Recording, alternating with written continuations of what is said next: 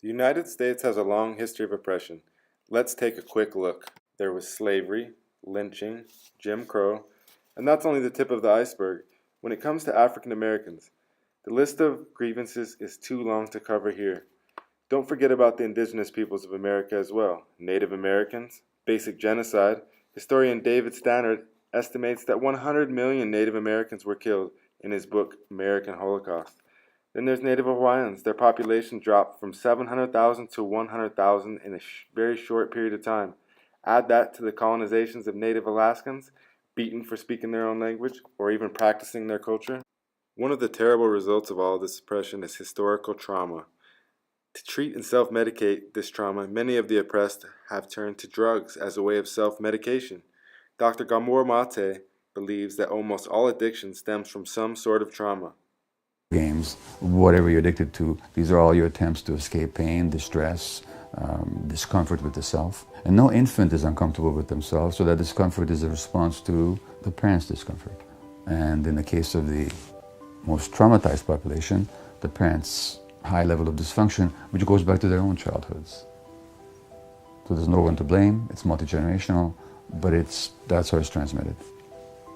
It's not genetic. Alcoholism is not a genetic disease. Drug addiction is not a genetic disease. That's one of those myths that our society likes to hold on to.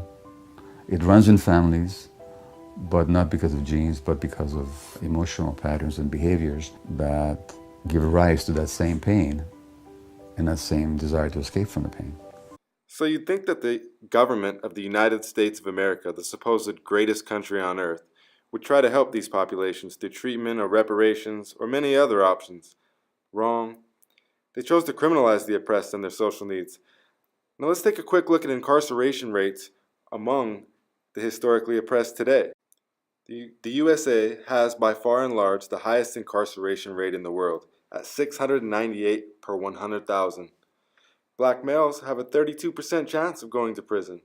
In Hawaii, natives make up only 10% of the population, yet 39% of the prison population. In Alaska, 15% of the population, yet 38% of the prison population. In Montana, 6.1% of the population, yet 22% of the prison population. And consider this, up to 64% of the prison population has a mental illness, and up to 53% have some sort of dependence on drugs.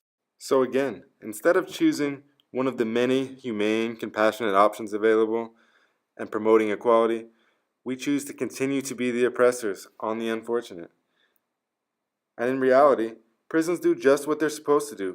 Professor and historian Robert Perkinson says that prisons are built on slavery blueprints.